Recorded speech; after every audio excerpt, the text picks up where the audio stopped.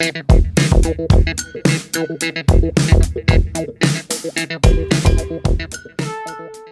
guys, what is up? This is Matthew Davis, me once again. Welcome back to another video game review. This time it is going to be on Saros. Yeah, this game came out a few days ago, but I'm reviewing it right now because I just beat the game. So yeah, the tagline for this game is "Come Back Stronger," as beneath the shadow of an ominous eclipse, you take on a mysterious and corrupted world where you play as a man named Arjun Devrej, I think that's how you pronounce his name, who is a solitary enforcer who is in pursuit of answers, and on the planet Carcosa, there's one constant. Each step he takes will fuel his power at a dangerous cost. Now, this game is from developers House Marquee, and if that name sounds familiar, and if the gameplay looks very similar to another game, then you would be right, because this is somewhat of a successor to Returnal, which came out 5 years ago, which I think is a great game. I never got around to finishing it, because my biggest issue with the game was that there was no save feature for some reason. I'm not sure if that's been updated, and if that's the case, then I will gladly go back to it. But yeah, this definitely was not a game for everybody to get into because it is hard as balls, and it is one of those games where maybe somewhat a little bit more challenging than the Souls series, especially since compared to Saros, this game is way more brutal. So I was a little bit nervous about going into Saros because people compared it to something like if it were like a sequel to Returnal, which some people can believe that, but it's really far more different than Returnal. And not just in terms of a gameplay perspective or story perspective, well, technically yes, because it's somewhat very different to what Returnal was. For one thing, there are a lot more characters to interact with, and that gives you a sense that you're not fully alone when you go on throughout your journey, as the game will give you a lot of context, not just in terms of what characters have to say, but in terms of audio logs that you'll be getting throughout the game, giving in more context of what is going on throughout the world as you go through Arjun's journey. And one of the biggest things about this game in terms of the storyline is he's trying to look for this specific person.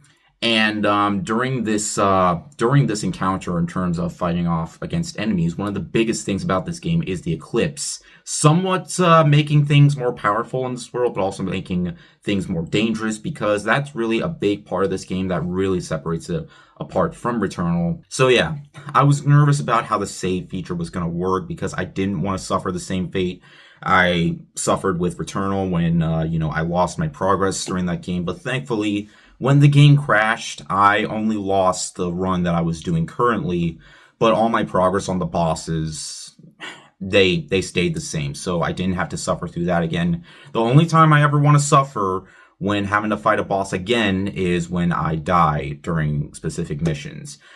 Because throughout this game, you are going to be dying a lot, just like in Returnal, because this is a heavy run-and-gun game, boomer shooter, and which is funny because the last game I reviewed was a boomer shooter. But yeah, weapons are a lot more different this time around. There are some really unique ones.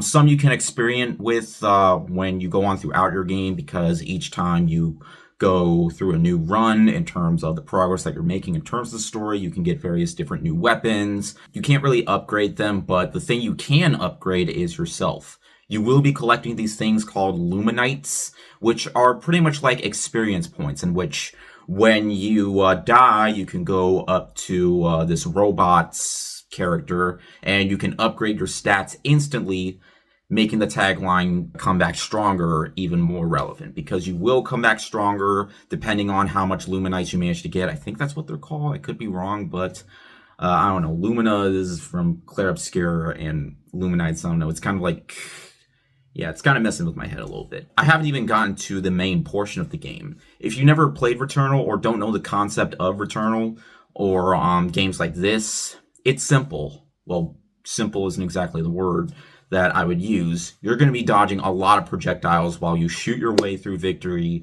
through waves and waves and waves of enemies, and you cannot slow down. There are ways of getting into cover from time to time, but you have to do the main things, which include when blue orbs come at you, your best bet is to use your shield. When like the yellow ones come out, sometimes they'll reduce your health, and when there are red ones, you cannot avoid, I mean, you can't avoid them, you just can't go through them. You will take damage, but later on you will gain a parry feature when you do get into trouble with those red orbs, which is something that you're going to have to do because you really have to pay attention with what's going on screen.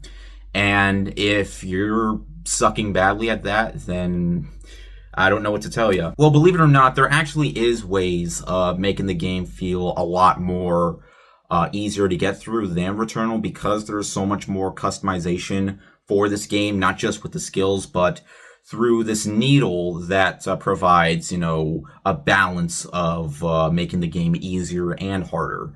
For instance, there is a possibility where, you can add in features where you take less hits or take less damage, but there's also a balance where you can make the game harder by adding no second chance, which I haven't even brought up.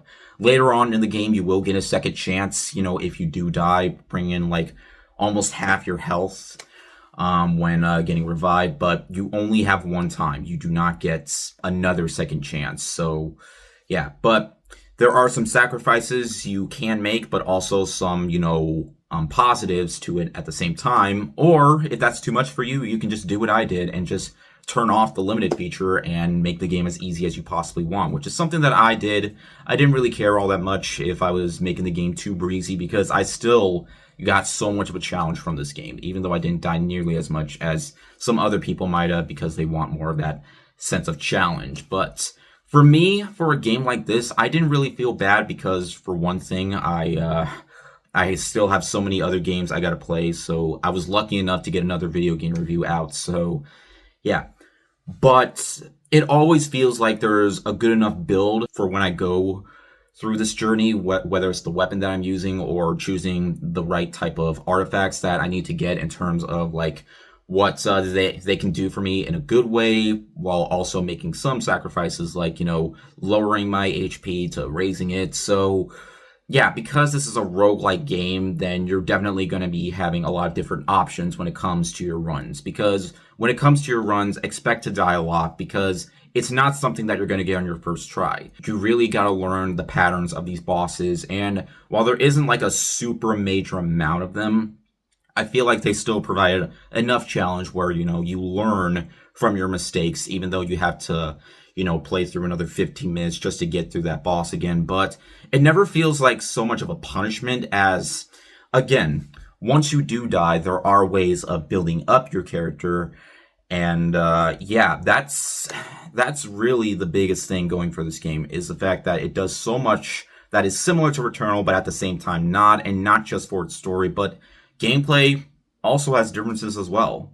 And I gotta say, after playing through this game, I think I might like it a little more than Returnal. I was really anticipating this game, and it's almost like Housemarque really managed to, get the feedback of Returnal, and while it was mostly beloved, there were some problems with the game that made people not want to play it anymore. But I feel like this is a much more balanced game, where it can be difficult, but you can also make builds to make the game easier, because again, the tagline of the game is come back stronger, and you will be coming back stronger, and there is differences when it comes to each run depending on which weapons you get, because I had a lot of fun when taking down these enemies. Every time I was at work, I was just anxious to go back home and play more Saros. That's why I haven't been giving you a lot of movie reviews, because there are multiple movies coming out right now that I haven't talked about yet, but I will get to that soon.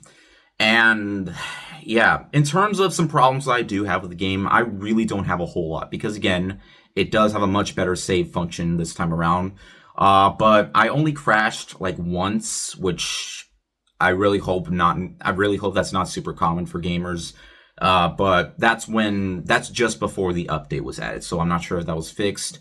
Also, even though the game mostly ran pretty well when it comes to the cinematic cutscenes, and there are quite a bit of them, it does lower the frame rate a little bit from 60 FPS to 30 FPS, which was a little bit of an annoyance, but not enough where I was just taken out of the cinematics, because they were so good. I was truly invested in what the storyline had to offer while getting some very, very epic gameplay in. it manages to focus on both at the same time without feeling like it needs to sacrifice if it wants to do more gameplay or more story. But this really manages to combine the balance of both in such a beautiful way where I really was invested in both the gameplay and the story.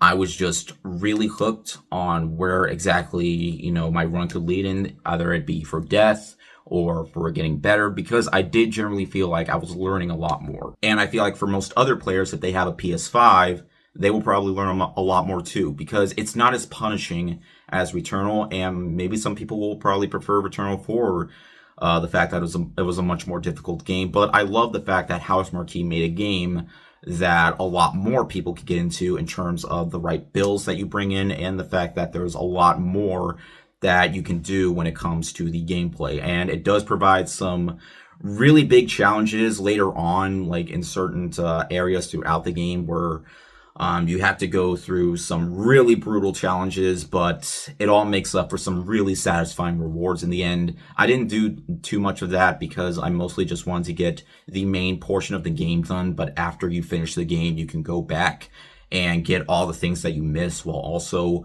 getting some more good items when you go through those challenges. So it shows that there is a lot that this game manages to offer in terms of its gameplay and its story-driven content. So yeah, and there is like 2 endings. The ending I got was all right, but yeah, it does provide a lot of replay value if you want to go through the game again after beating the final boss, which surprisingly wasn't too much of a struggle, despite the fact that I was mostly playing the game in a way where I made the game a lot more easier, but at the same time, I didn't really care because you can't even use your, spoiler alert, you can't even use your second chance for the final boss, which I was a little bit worried by, but managed to get through it. And I'm happy that I got through it. Otherwise, I wouldn't be talking about this game, because I do not talk about games until I finish them first.